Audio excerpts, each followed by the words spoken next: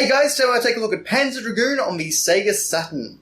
Now this is the Japanese copy of the game, and because of that, we get this gorgeous artwork on the front cover here.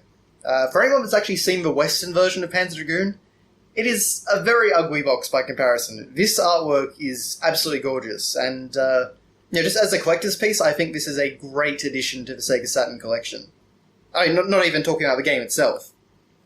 So of course you can see, and I apologize about the lighting, so you can see we actually have our character up there riding upon the dragon. You can see the dragon's the expression in its eyes and things like that. All the airships in the background, the enemies from the game, the ruins that you explore throughout the game. It's a really sort of classic arcadey image in many ways, but it sort of has a sense of style and, I don't know, maybe sort of a bit more artistic element to it than most of those sort of classic Sega arcade games do. It really seems like an evolution of that. And the logo, again, I love the way it's stylized. Over here, of course, we've just got the Japanese Sega Saturn logo. So pretty simple stuff. We've got these black bars here, which is interesting. Every Sega Saturn game seems to be inconsistent with what they put there, so I'm not really sure what the idea is, but anyway. Over here, we have the Panzer Dragoon spine in English. And this is one of the things about Japanese Sega Saturn games, is that one side has the spine in Japanese, and one spine has it in English. Now, normally the left-hand spine is the Japanese one, and the right-hand spine is the English one, but for Panzer Dragoon 1, it seems to be reversed. I've got no idea why, but there you go. Again, very inconsistent in these details, but I do really love the fact that the spine is both in English and Japanese. It gives you a great option for a collector, even though I've got no idea why that ever would have been done. Okay, so on the back here, we actually still have the original barcode, which is pretty neat. And we've got some more artwork, this time of a canyon. You can see some different types of airships. Let me try and bring that up here, away from the light. A bunch of different types of airships and enemies from the game. Sort of like some ruins that have been, like trenches that have been dug out and things like that. It's pretty neat. But unfortunately, being Japanese, the only word I can really read is when they write Panzer Dragoon. So yeah, we get some screenshots of the actual game in action as well, and this was a very nice looking game for the year in which it came out, 1995.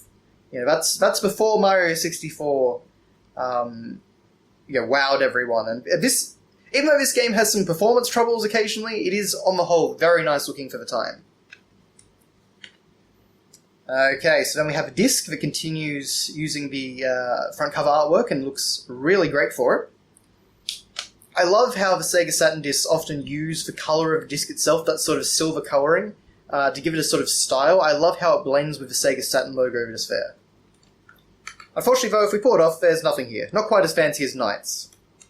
Although we do have a much thicker manual, as you were about to see. So, of course, being a dual-case game, this is one of those cases where the front cover and the manual are one and the same, which makes always getting it out a very awkward process. Now, in here we have this... Well, this is basically the booklet itself. It's sort of inside another booklet. This is the Panzer Dragoon storybook. Well, I say book, it's sort of more of a poster, really. We'll get to that in a second. We have this little, I don't know, post-in slip. Lots of Japanese games do have this, where you could post in something to Sega or Nintendo or wherever, and I guess you get rewards or something like that.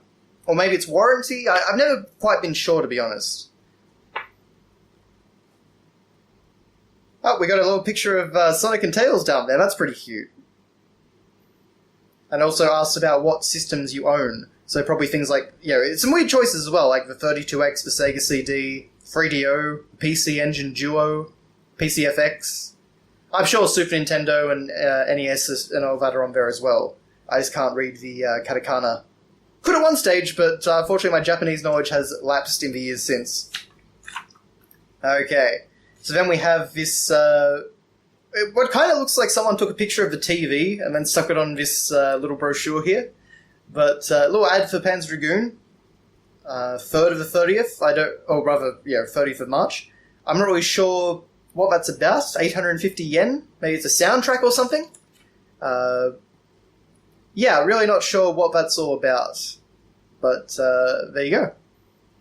If anyone can read Japanese, I'm sure you can tell me what that means. Okay. So then inside here, we've just got the normal sort of safety instructions. And then over here, which I love this, you have Sonic on the Sega helpline, just with a phone, just waiting. I just love that image of Sonic waiting on a call line. You've of course got the fax number, you can fax Sega. And interesting enough, compared to the Knights instruction manual, which came out a year later, this does not have a website.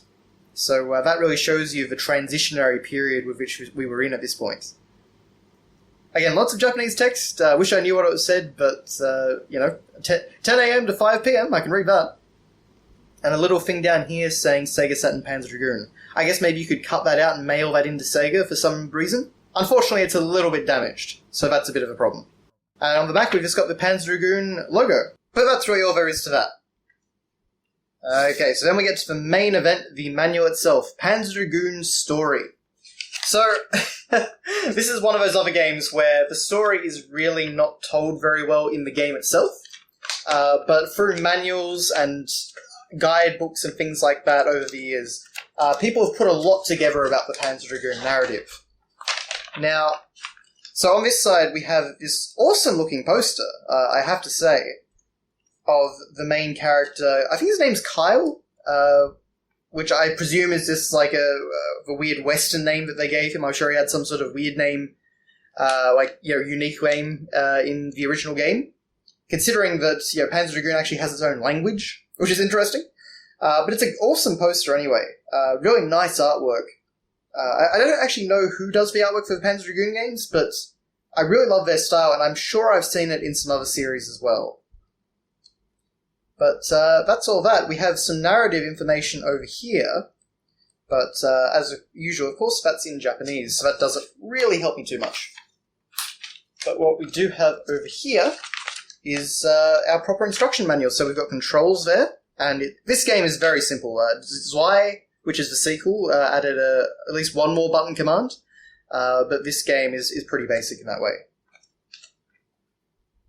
All pretty basic stuff. We get some more artwork of Kyle and the dragon, as well as the main antagonist of the game, which I think it's the Divine Dragon prototype or something like that. But a cool, interesting dragon design. All the artwork in this game is really fascinating. I would love to see a modern remake with this art style. And then over here, which I always find interesting, is we have this diagram basically showing how 3D camera control works. So the idea is that, you can look to each side and behind your dragon to find different enemies. And it's a little bit clunky in this game compared to the sequel. There's a lot of blindsiding that goes on in this game, which I don't really like. But, this is, of course, a fairly new concept at the time, having 3D camera control in a video game. Of course, showing lots of nice gameplay screenshots. The first level in particular is very pretty in this game, for the time. And of course, the shooting mechanics and how that all works, locking on. But really, that's all for the manual. It's a pretty simple manual, but you do get an awesome poster out of it, so I can definitely get behind that. But that is your look at Panzer Dragoon on the Sega Saturn. I know a lot of people adore this series, so it's definitely one of those games that I think should be any Sega Saturn collector's collection. But I've got to say, having played this and the second game, Zwei, ZWEI, I should say, I would definitely recommend the second game over this one. This game, I think, is really the foundation. It's more like a tech demo. There's not a lot of content here, and the content that is there, I feel like, only about half of it is really fun as such. There's a lot of blindsiding. There's a lot of sort of arcade bollocks that you got back in that time. Whereas the sequel, I feel like they've refined everything to a really pitch-perfect level. I found it a very smooth, enjoyable experience all throughout. I definitely think it's a lot harder, and there's some pretty difficult stuff later on, but it is definitely, I think, a much smoother ride and a much more enjoyable, well-crafted experience from this game. But if you do like the second game, then I would say come back and play this game, because this game is still worth a look, in every possible way.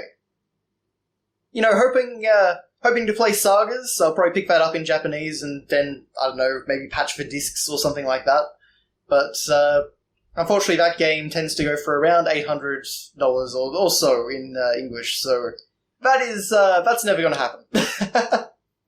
But Panzer Dragoon 1 is definitely a very solid game on the Sega Saturn, and an important piece of the Saturn's history. So thank you guys very much for watching, and I'll see you next time.